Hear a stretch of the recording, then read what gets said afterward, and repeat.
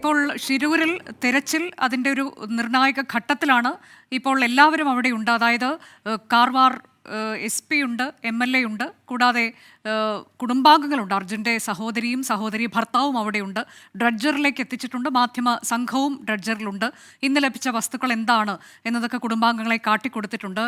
ഏറ്റവും ഒടുവിലായി സതീഷ് കൃഷ്ണസൈൽ MLA പറഞ്ഞത് ഇപ്പോൾ ഇന്ദ്രബാലൻ്റെയൊക്കെ നിർദ്ദേശം അനുസരിച്ചുള്ള തെരച്ചിൽ, നേവി പറഞ്ഞതനുസരിച്ചുള്ള തെരച്ചിൽ അതാണ് ഇന്ന് നടത്തിയത്, നാളെയും അത് തുടരും എന്ന തരത്തിലേക്കാണ്. ഇന്ദ്രബാലൻ പറയുന്നതനുസരിച്ച് നിർദ്ദേശിച്ച സ്ഥലത്തുള്ള തെരച്ചിൽ നാളെയും തുടരും, തൽക്കാലം അത് നിർത്തുന്നില്ല, ലോറി കണ്ടെത്തും വരെ ഈ തെരച്ചിൽ ഉണ്ടാകും എന്നുള്ള വളരെ പ്രധാനപ്പെട്ട വിവരമാണ് ഇപ്പോൾ നമുക്ക് ലഭിച്ചിട്ടുള്ളത്. അരുൺ പൂപ്പറമ്പ വിശദാംശങ്ങളുമായി. അരുൺ, വളരെ പ്രധാനപ്പെട്ട വിവരം, തെരച്ചിൽ തുടരാൻ തന്നെയാണ്, ലോറി കിട്ടുന്നത് വരെ തെരച്ചിൽ തുടരും എന്ന് തന്നെയല്ലേ MLA വ്യക്തമാക്കിയിട്ടുള്ളത്?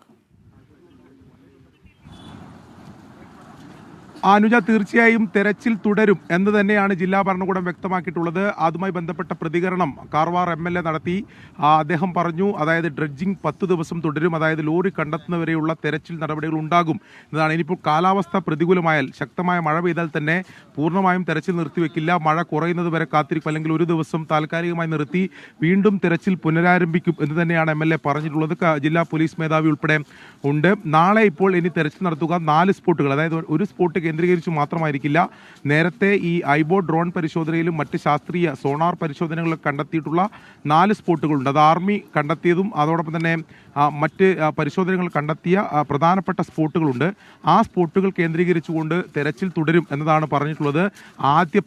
ഈ മണ്ണ് നീക്കം ചെയ്യുക, ഡ്രഡ്ജർ ഉപയോഗിച്ച് മണ്ണ് നീക്കം ചെയ്യുക എന്നുള്ളതാണ് ഏറ്റവും പ്രധാനപ്പെട്ട കാര്യം. അതിനുശേഷമായിരിക്കും ഈ പുഴയിൽ ഇറങ്ങിയുള്ള പരിശോധനകൾക്കും സാധ്യമാകൂ എന്നതാണ് അവർ വ്യക്തമാക്കുന്നത്. എന്തായാലും ദൗത്യം തുടരും എന്ന് അവർ പറയുമ്പോൾ അത് ഒരു ശുഭകരമായിട്ടുള്ള വാർത്തയാണ്. ഇന്നത്തെ തെരച്ചിലിൽ നമുക്കറിയാം, ഇന്ന് ഊർജിതമായി ഡ്രഡ്ജിംഗ് നടന്നിട്ടുണ്ട്. ആ കാര്യങ്ങളിൽ ജില്ലാ ഭരണകൂടത്തിന്റെ കൃത്യമായ ഇടപെടൽ ഉണ്ടായിട്ടുണ്ട്. അല്പസമയം മുമ്പ് അർജുൻ്റെ കുടുംബം പ്രതികരിച്ചത്, നിലവിലിപ്പോൾ ഈ ദൗത്യ നടപടികളിൽ, അതായത് ജില്ലാ ഭരണകൂടത്തിന്റെ ദൗത്യ നടപടികളിൽ അവർക്ക് തൃപ്തിയുണ്ട് എന്നതാണ് നിലവിൽ അറിയിച്ചിട്ടുള്ളത്. അത് ജിതിൻ തന്നെ അല്പസമയം മുമ്പ് പ്രതികരിച്ചിട്ടുണ്ട്. നേരത്തെ ഈ നിലവിൽ റിട്ടയർഡ് മേജർ ജനറൽ ഇന്ദ്രബാലൻ ഇവിടെ നേരത്തെ ഈ ദൗത്യ മേഖലയിൽ എത്തിയിരുന്നു. അദ്ദേഹം ഈ ഡ്രഡ്ജറിൽ എത്തി കാര്യങ്ങൾ സ്ഥിതിഗതികൾ വിലയിരുത്തിയിട്ടുണ്ട്.